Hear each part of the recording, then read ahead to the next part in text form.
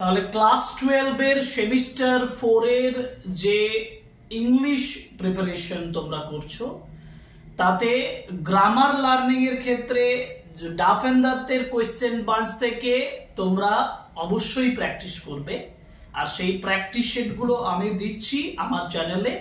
আজকে যেমন আমরা আলোচনা করব নাউন ইন অ্যাপোজিশনের উপরে, এবং এটা 47 পেজ তোমাদের সেই পেজে আছে। এই যে পেজটাতে যেটা নাউন ইন অ্যাপোজিশনের যে এক্সারসাইজ গুলো ডাফ এন্ড দাফের কোশ্চেন বাঞ্চে দেওয়া আছে, সেই কোশ্চেন গুলো তার পিডিএফ আমার হোয়াটসঅ্যাপ চ্যানেল এবং টেলিগ্রাম চ্যানেলে দেওয়া থাকবে। সেখান থেকে তোমরা সংগ্রহ করবে এবং এই উত্তরগুলো ভালোভাবে প্র্যাকটিস করবে।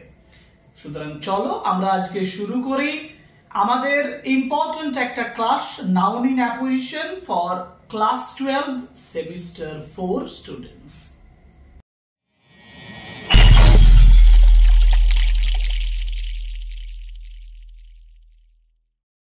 দেখো, নাউন ইন অ্যাপোজিশন মানে নাউনটাকে ফলো করো আর তার সঙ্গে নাউনকে কোয়ালিফাই করবে যে অ্যাপোজিশন অ্যাপোজিটিভ, যেটা নাউনকে বোঝাবে, নাউনের গুণটাকে বোঝাবে, সেই ফ্রেজটাকে খুঁজে বার করো। আর তারপর কমা দিয়ে তুমি একটা সেন্টেন্স তৈরি করো যেটা সিম্পল সেন্টেন্স হবে। একটা এক্সারসাইজ প্রথমটা দেখলেই বুঝতে পারবে, প্রথমের এক্সাম্পলটা ভালোভাবে দেখো, বুঝতে পারবে। যেমন প্রথমে বলেছে William Shakespeare was born in 1560। William Shakespeare জন্মগ্রহণ করেছিলেন 1560-তে। He was a great English dramatist and poet. এবার দেখো, he was a great English dramatist, তাহলে হি ওয়াজ মানে কে? উইলিয়াম শেক্সপিয়ার ওয়াজ। তাহলে উইলিয়াম শেক্সপিয়ার হচ্ছে নাউন। এই নাউনের সম্পর্কে কি বোঝানো হয়েছে? এ great English dramatist and poet. তাহলে আমি উত্তরটা লিখবো এরকম লিখবো, উইলিয়াম শেক্সপিয়ার, এরকম লিখলাম উইলিয়াম শেক্সপিয়ার দিয়ে কমা দেব, কমা দিয়ে লিখবো a great English dramatist and poet. A great English dramatist and poet হলো।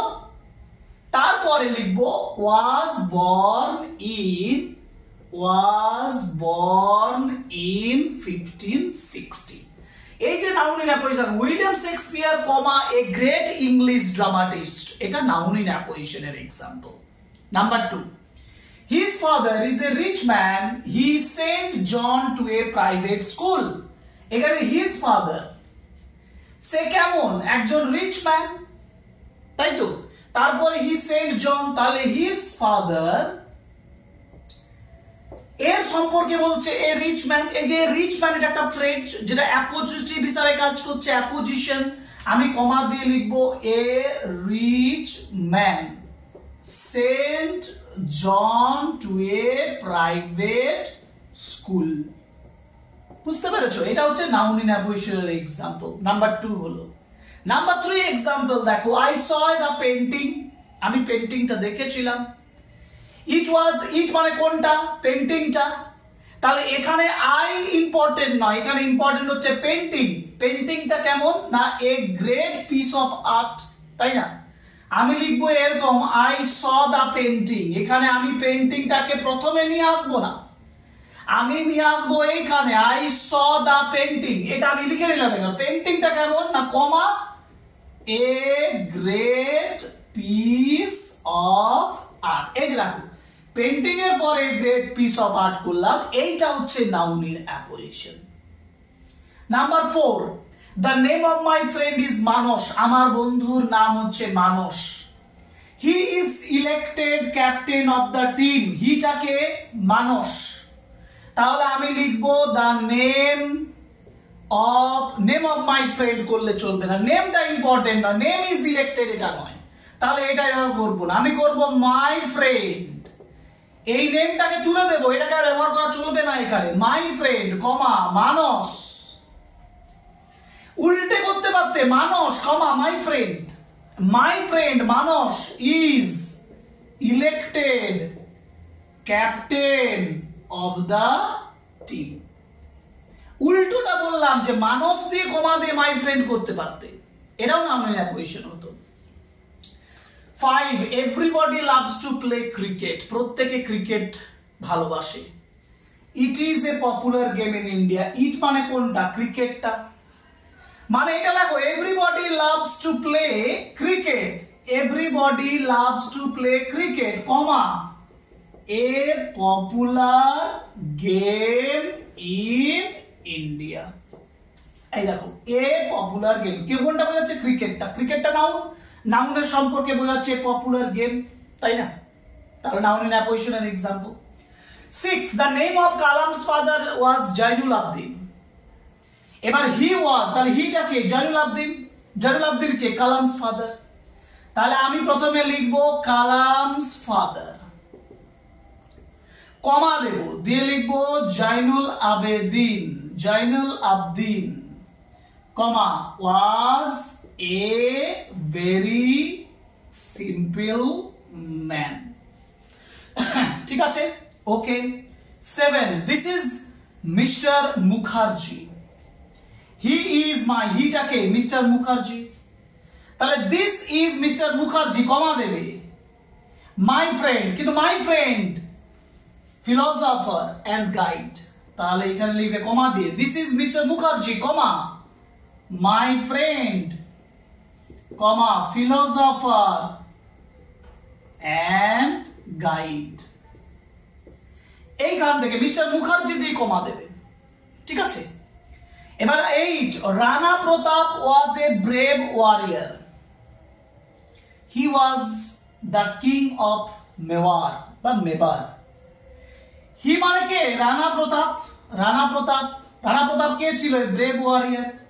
আমি লিখবো কি? Rana Pratap, comma a brave warrior was the king of Mewar. ঠিক আছে, এটা হলো কোশ্চেন নাম্বার 8। ফলো করো, প্র্যাকটিস করো।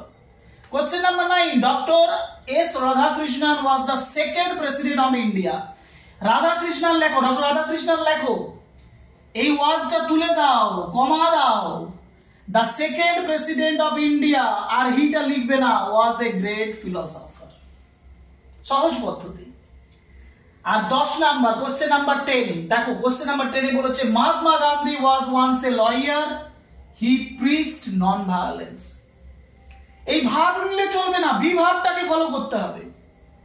মহাত্মা গান্ধী, ওয়াজটা তুলে দাও, মহাত্মা গান্ধী, কমা দাও, Mahatma Gandhi, comma once a lawyer, once a lawyer, ওয়ান্সটা না দিলেও হবে, কিন্তু ওয়ান্সটা রাখো না, অসুবিধার কিছু নেই। Mahatma Gandhi once a lawyer preached non violence, তবে ওয়ান্সটা না করাটাই ভালো। Mahatma Gandhi, comma a lawyer preached non violence, non violence.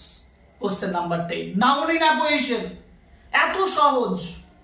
Just নাউনটাকে খোঁজো এবং তারপরে এর অ্যাপোজিশনটাকে, মানে নাউনের সম্পর্কে যেটা বলা হয়েছে সেটা বার করো, সেটা কমা দিয়ে লেখো, তোমার নাউন ইন অ্যাপোজিশন দিয়ে একটা সিম্পল সেন্টেন্স ইজিলি রেডি হয়ে যাবে। খুব সহজ পদ্ধতি, একটু প্র্যাকটিস করলে, একটু বুঝলেই হয়ে যাবে। আর এই না বুঝলেই কিন্তু তুমি গ্রামার পারবে না। বোঝাটা অত্যন্ত জরুরি। গ্রামার তুমি যদি বুঝে না করো তাহলে গ্রামারে কিছুতেই তুমি পরে যে কোনো এক্সাম্পল দিলে পারবে না। একটা এক্সাম্পল কমন সবসময় থাকবে না, না, একটা ধরন থাকবে, একটা টাইপ থাকবে, সেই টাইপ ধরে অন্য একটা কোশ্চেন থাকবে, সেই টাইপ ধরে সেই কোশ্চেনটার সমাধান তোমাকে করতে হবে। আর এর জন্য গ্রামারের রুলসটা বোঝাটা অত্যন্ত জরুরি। অতএব তোমাকে বুঝতে হবে, আন্ডারস্ট্যান্ডিং করতে হবে, সেটা না করলে কিন্তু পুরোটাই সমস্যা হয়ে দাঁড়াবে। আজকের ক্লাস এখানেই শেষ করছি। পরে 48 না 49 নেক্সট পেজে আসবো সিম্পল সেন্টেন্সের আরো একটা ক্লাস নিয়ে, ডাবেন দত্তের কোশ্চেন বাঞ্চের আলোচনা নিয়ে। সঙ্গে থাকো, ভালো থেকো, পড়াশোনা করো এবং প্রিপারেশন নাও 2026-এর সেমিস্টার 4 ফাইনাল এইচএস এক্সামিনেশনের জন্য। আজকে এখানেই শেষ করছি। ধন্যবাদ, থ্যাংক ইউ ভেরি মাচ।